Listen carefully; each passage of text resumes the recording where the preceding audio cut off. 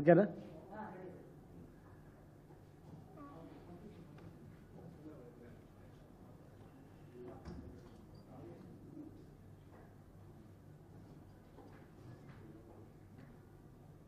Media మిత్రులందరికీ, print and electronic media, photo video జర్నలిస్టులు అందరికీ కూడా పేరు పేరు నమస్కారం.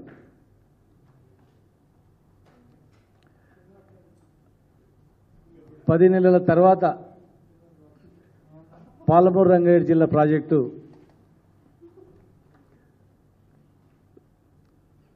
సందర్శించడానికి, పనులను వేగవంతం చేయడానికి మరి నీటిపారుదల శాఖ మంత్రి ఉత్తమ్ కుమార్ రెడ్డి గారు, జూపల్లి కృష్ణారావు గారు, మా ఉమ్మడి జిల్లా ఎమ్మెల్యే అందరూ కూడా మరి కదిలినందుకు మరి లేటుగా అయినా స్పందించినందుకు వారికి స్వాగతిస్తూ ఒక్కటే తెలియజేస్తా ఉన్నాం. దయచేసి భేషజాలకు పోకండి, విద్వేషాలకు అసలు పోకండి.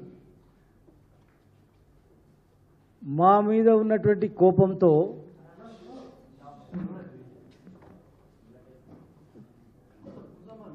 పాలమూరు పైన పగ పెట్టుకోకండి దయచేసి. ఎందుకు చెప్తున్నా అంటే,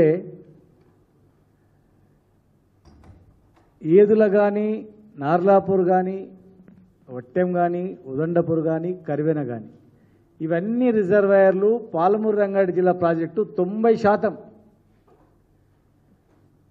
మేము అమ్ముతామంటే మీ ఈఎన్సీ గారిని రేపు ఎక్కడో దగ్గర సమీక్ష పెట్టి టోటల్ ప్రాజెక్టులో ఎంత పని అయిందో అడగమని చెప్పండి, ఈఎన్సీనే చెప్పండి. దాదాపు 90% పనులన్నీ పూర్తయినాయి. టన్నల్ కూడా 90% టన్నల్ కూడా కరివేణ నుంచి ఉదండపూర్ టన్నల్ కూడా కంప్లీట్ అయిపోయింది. టన్నల్ కంప్లీట్ అయింది, రిజర్వాయర్ కంప్లీట్ అయినాయి. ఏదుల నుంచి వట్టె నుంచి ఆడ మోటార్ ఆన్ చేస్తే డైరెక్ట్గా ఉదండపూర్ వరకు వెళ్ళడానికి ఎక్కడ కూడా అభ్యంతరం లేకుండా ఉంది. కేసీఆర్ గారు పంపు కూడా, మొదటి పంపు కూడా ఆన్ చేసి ట్రయల్ రన్ కూడా చేసి చూపించినాం. ఇక మిగిలినవి ఏంటంటే కాలువలు కూడా టెండర్ మేము పిలిచినాం, మీరు వచ్చిన తర్వాత రద్దు చేసింది. ఇవాళ మీరు చేసిన పని ఏంటంటే, మేము చెప్పిన దానిలో మీరు సద్విమర్శగా తీసుకోండి. ఎందుకంటే తెలంగాణ రాష్ట్రం, తెలంగాణ 10 జిల్లాల్లో అత్యధిక నష్టపోయింది ఉమ్మడి ఆంధ్రప్రదేశ్లో పాలమూరు జిల్లా. 18 మంది వలసలు పోయినటువంటి, లక్షల మంది వలస పోయి బయట బతుకున్నటువంటి జిల్లా పాలమూరు జిల్లా. దేశంలోనే నిరక్షరాస్యత అతి తక్కువగా ఉన్నటువంటిది మహబూబ్నగర్ జిల్లాలోనే. బాల్య వివాహాలు అత్యధికంగా ఇక్కడనే, చైల్డ్ లేబరు ఇక్కడనే. మరి ఇలాంటి జిల్లాలో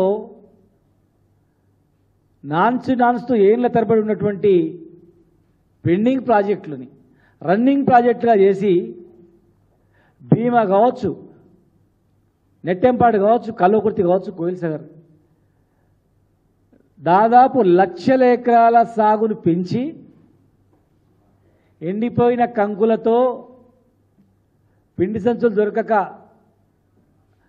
చెప్పులను లైన్లో పెట్టి ఎండ నిలబడినటువంటి పరిస్థితి నుంచి ఇటు చూసిన రాసులు ఒడ్లు వండే స్థాయికి తీసుకొచ్చినటువంటి ఘనత 10 సంవత్సరాల్లో పరిపాలించినటువంటి టీఆర్ఎస్ ప్రభుత్వాన్ని.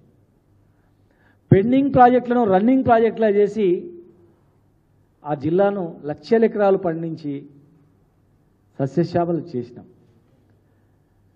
పాలమూరు రంగారెడ్డి జిల్లా ప్రాజెక్టు ఆ ప్రాజెక్టుతోనే ఈ మహబూబ్నగర్ బాగుపడుతుందని చెప్పి అత్యధికంగా నీళ్లు ఉన్నటువంటి ప్రాంతం నుంచి శ్రీశైల జలాశయంలో కూడా మన వాట ఉంది, కృష్ణానదిలో మన వాట ఉంది. మన వాట ప్రకారం మనం కింద నీళ్ళని తీసుకోవద్దు, వర్షాకాలం అయిపోయిన తర్వాత కూడా నీళ్లు నిల్వ ఉండేటువంటి 200 పైగా టీఎంసీలు ఉన్నటువంటి ప్రాంతం నుంచి నీళ్లు తీసుకోవాలని ఆలోచన చేసి అక్కడి నుంచి ఉమ్మడి జిల్లా మొత్తం కల్లకుర్తి లిఫ్ట్ ఇరిగేషన్ కూడా ఆ కేలై కాలువ కూడా ట్యాప్ చేసి ఉమ్మడి జిల్లా మొత్తం కూడా లక్షల ఎకరాలు దాదాపు 10 లక్షల ఎకరాలు వారు పండే వరకు ఈవెన్ కోయిల్ సాగర్ కూడా గ్రావిటీ ద్వారా నిండే డిజైన్ చేసి మరి 90% పూర్తయినటువంటి పనులను 10% పనులు ప్రభుత్వం వచ్చిన కొత్తల్లోనే స్టార్ట్ చేసింటే లేదా అదే టెండర్లను ఖరారు చేసింటే లేదా ఆ టెండర్ క్యాన్సిల్ చేసి ఇమ్మీడియట్గా 1 మంత్లో మీరు మీ ప్రభుత్వంలో ఇంకొక టెండర్ పిలిచిన స్టార్ట్ చేసిన ఈ పాటికి ఈ పంటలకే నీళ్ళు వచ్చే అవకాశం ఉన్నటువంటి పరిస్థితి. కనీసం నెక్స్ట్ పంటల కన్నా నీళ్ళు వచ్చేటట్టు చేయండి. మేమందరం కూడా 14 మంది మొత్తం శాసనసభ్యులము మంత్రులము ఎమ్మెల్యేలు అందరం కూడా ఒక ఏకతాటిపై ఉండి 6 రిజర్వాయర్లు లిఫ్ట్లు టన్నెళ్ళు కంప్లీట్ చేసుకున్నాం 90%. ఎక్కడ కూడా వెనుకడుగు వేయలేదు. ఈరోజు మీరు కూడా అందరూ కలిసి ఒక రాజకీయ కోణంలో అరే ఈ కంప్లీట్ చేస్తే ఈ పార్టీకి పేరు వస్తుందనో లేకపోతే మేము చేసే విమర్శను ఎట్లా మీరు మళ్ళీ విమర్శ చేయాలనో అనే దానిలో పోకండి. పాలమూరు జిల్లా గోస అనేది చాలా తెలంగాణ ఉద్యమ సమయంలో ఈ మహబూబ్నగర్ చూసే మహబూబ్నగర్ నల్గొండ ఉన్నటువంటి ఫ్లోరైడ్ సమస్యను ఇక్కడ ఉన్నటువంటి కరువు సమస్యను దృష్టిలో పెట్టుకొని తెలంగాణ ఎందుకు కావాలనో చెప్పినటువంటి పరిస్థితి. ఆనాడు ఆంధ్రప్రదేశ్కి అప్పు కావాలంటే ఈ మహబూబ్నగర్ పాలమూరు చూపించి నల్గొండను చూపించి ఈ యొక్క ఆకలి పేగులు చూపించి అప్పు తెచ్చుకొని వాళ్ళ ప్రాంతాలను సోకు చేసుకున్నారు. కానీ ఏళ్ల తరబడి కూడా తలరాత మారలేదు. తెలంగాణ వచ్చిన తర్వాతనే తెలంగాణ ఎందుకు రావాలనో ఈ జిల్లాను చూపించినాం. ఆనాడు అప్పులు పుట్టాలంటే ఈ జిల్లాను చూపించారు, అప్పులు తెచ్చుకొని వాళ్ళ ప్రాంతాలు అభివృద్ధి చేసిండు. ఈనాడు మేము తెలంగాణ ఎందుకు రావాలనో ఈ జిల్లాలు చూపించినాం, తెలంగాణ తెచ్చుకున్నాం, లక్షల ఎకరాలు పండించినాం. రైస్ మిల్లర్లు బ్యాంకు లోన్ కట్టలేకపోతున్నామని 2013లో మొత్తుకున్నారు. బ్యాంకు లోన్ కట్టలేకపోతున్నాం, ఏం పంటలు పండుతలేవని. కానీ తెలంగాణ వచ్చిన తర్వాత మేము చెప్పినాం, మా రైస్ మిల్లర్ అసోసియేషన్లకు చెప్పినాం. అన్నసాగర్లో ఒక ఆరవైశ్య మహిళా సంఘం నాయకురాలు అడిగింది, అన్నా మా రైస్ మిల్లు కట్టలేకపోతున్నాం, బంగారం అమ్మి ఇన్స్టాల్మెంట్ కడుతున్నామని.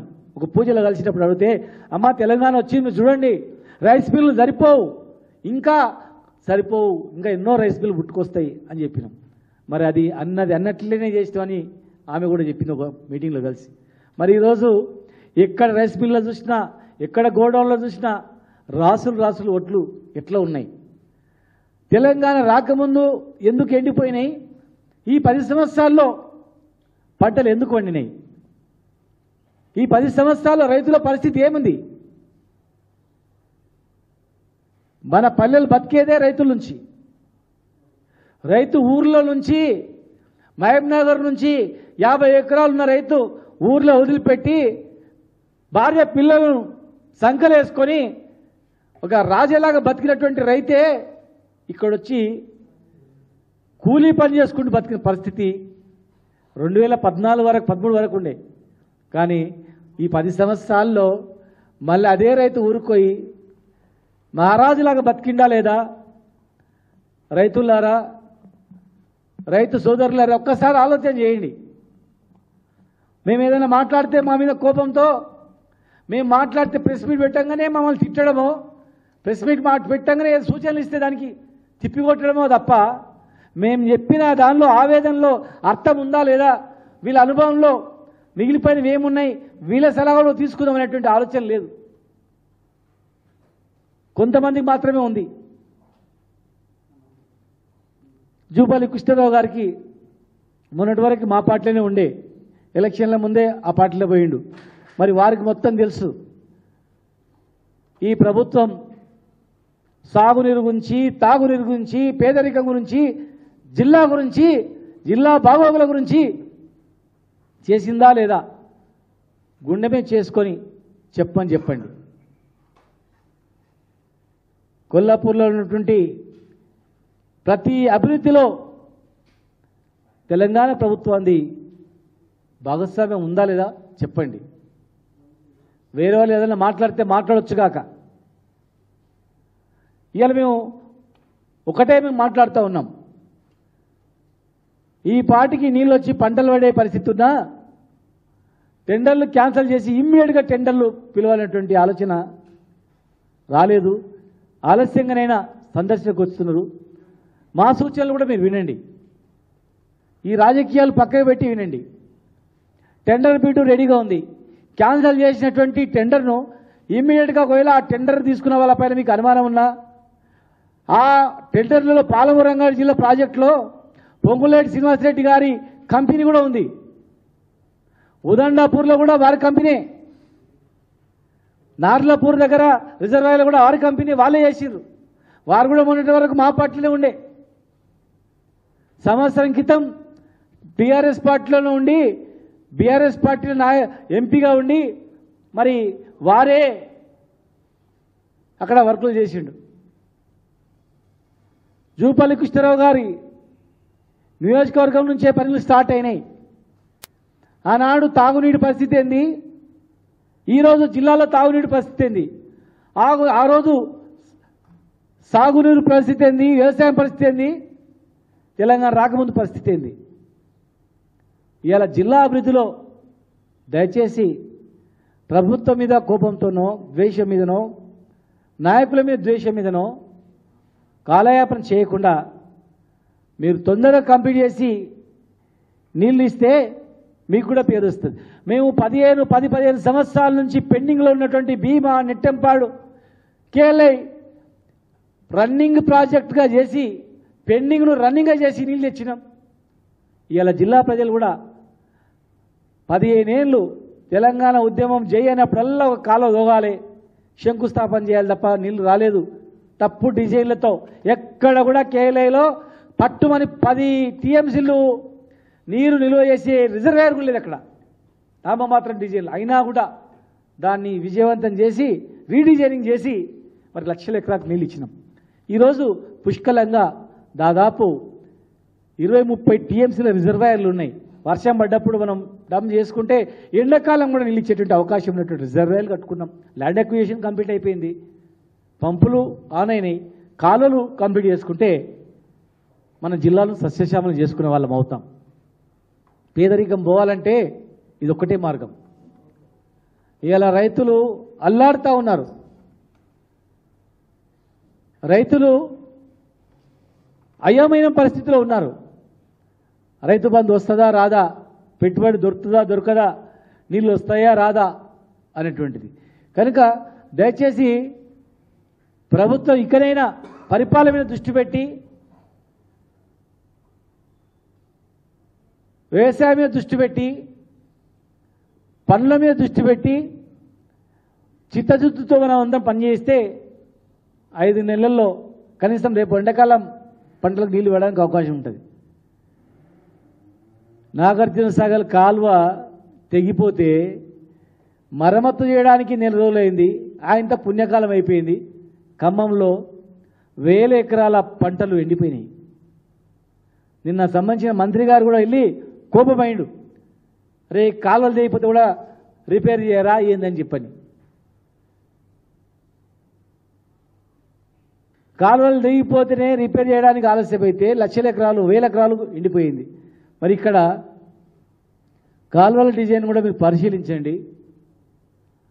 కెపాసిటీ తగ్గట్లుగా తొందరగా టెండర్ పిలిస్తే రేపు వెళ్తున్నారు దయచేసి మరి ఆ టెండర్ బిట్టు కూడా ఆ రివ్యూ మీటింగ్ చేసుకొని సార్ మూడు అందరూ అయిపోయిన తర్వాత ఉదండపూర్ తర్వాత ఏనో ఒక దగ్గర రివ్యూ మీటింగ్ పెట్టుకొని ఇమ్మీడియట్గా పలానా రోజు టెండర్ పిలుస్తున్నామని చెప్తే, ఇగో టెండర్ పిలుస్తున్నాం ఈ టైం లోపల కంప్లీట్ చేస్తామని జిల్లా ప్రజలకు భరోసా ఇస్తే మీ పర్యటనకు కూడా విజయవంతం అవుతుంది.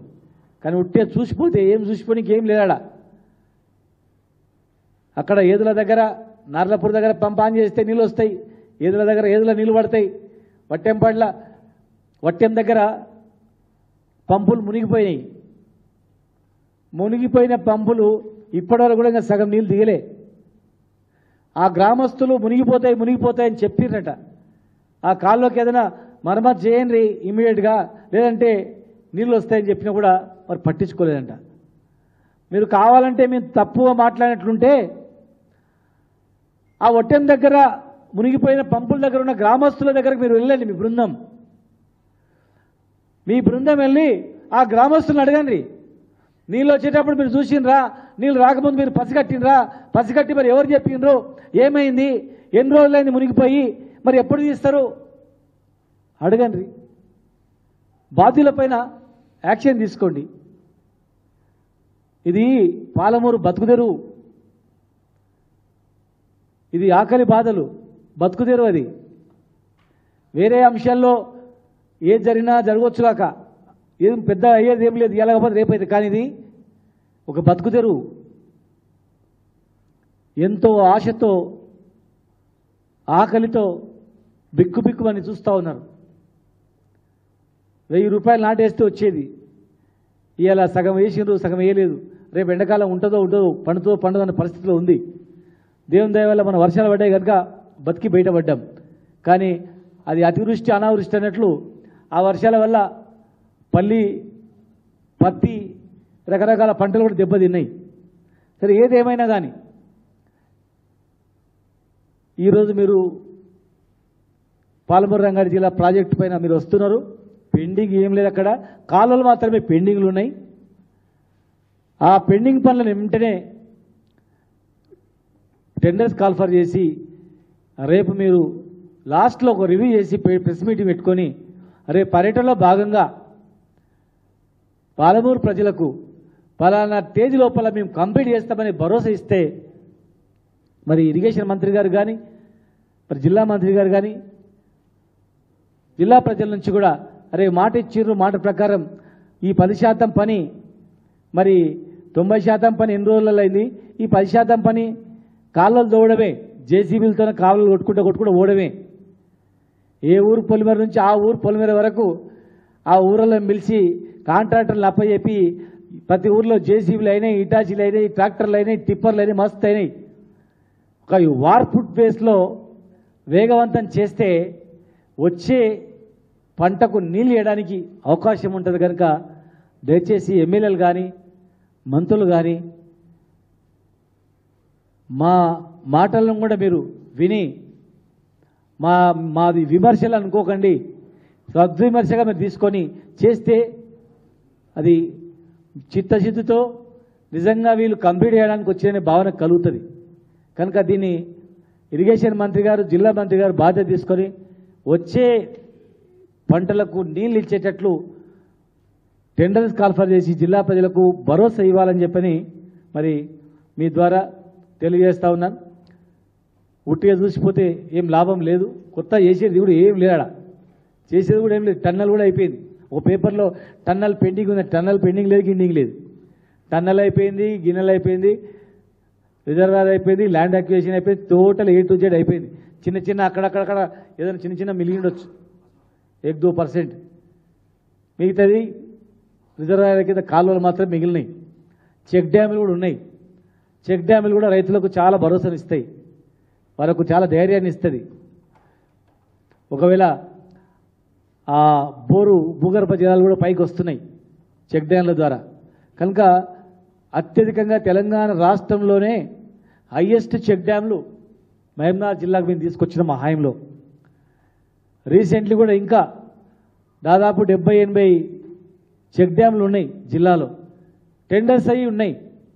మరి ఆ చెక్ డ్యామ్లను కూడా కంప్లీట్ చేయండి, కాలువలు కూడా కంప్లీట్ చేయండి, తొందరగా నీళ్ళు ఇవ్వాలని చెప్పి మేము విజ్ఞప్తి చేస్తా ఉన్నాం.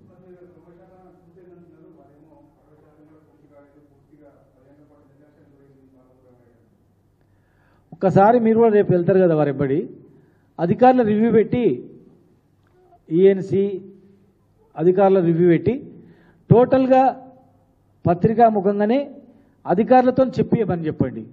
ఎంత పని అయింది, ఇంకా ఏమేమి పని కావాల్సింది అని చెప్పండి. మాకు చెప్పింది అధికారులే.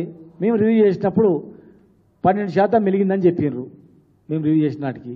ఆ తర్వాత కొద్ది పని అయింది. ఇవాళ ఎంత పని అయిందో వాళ్ళదే బాధ్యత కదా. అది కూడా జనం ముందర మీరు పత్రికాముఖంగానే రివ్యూ చేయమని చెప్పండి. ఒకవేళ నిజంగానే అయింది ఉందనుకోండి, కంప్లీట్ చేయండి. పోనీ మేము మా అబద్ధము 10% అయింది అనుకుంటాం, రివర్స్ అనుకోని 90% పెండింగ్ ఉంది, 10% కంప్లీట్ అయితే అనమానండి. ఇప్పుడు చేయండి, అదనే చేయండి. రివ్యూ అందరి ముందు రివ్యూ పెడితే తెలుస్తుంది కదా. రివ్యూ మీటింగ్లో ప్రాజెక్ట్ వైజ్గా పెట్టండి, ఒక్కొక్క రిజర్వాయర్ వైజ్గా పెట్టండి. ఒక్కొక్క రిజర్వాయర్ వైజ్గా అధికారులు ఉన్నారు అక్కడ. మేమున్నప్పుడు లిఫ్ట్ వైజ్గా రివ్యూ పెట్టేది, ప్రతి ఒక్క ప్రాజెక్ట్ వైజ్గా రివ్యూ పెట్టేది.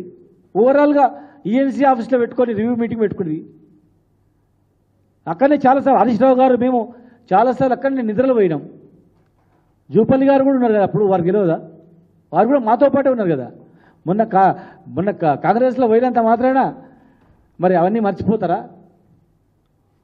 మా పార్టీలో ఉన్నప్పుడే వారు కూడా చూసారు కదా, వారు కూడా మంత్రి ఉన్నప్పుడు కొన్ని స్టార్ట్ చేసినాం కదా.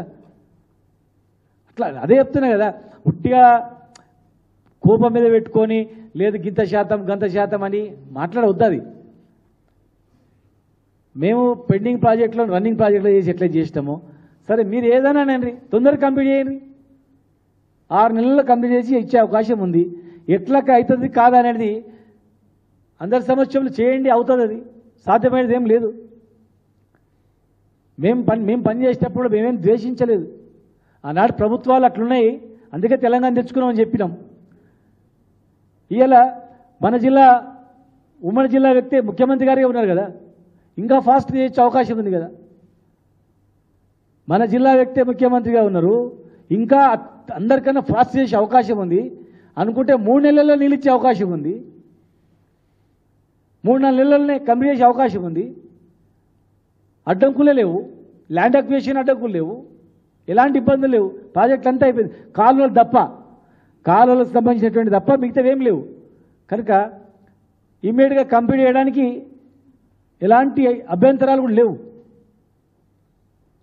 ముఖ్యమంత్రి జిల్లా అయినాక ఇంకేముంటే అవకాశం, ఎన్ని కోట్లైనా విడుదల చేయొచ్చు. కనుక వచ్చే పంటకు నీళ్ళు ఇవ్వాలని చెప్పి మీ ద్వారా డిమాండ్ చేస్తా ఉన్నాం.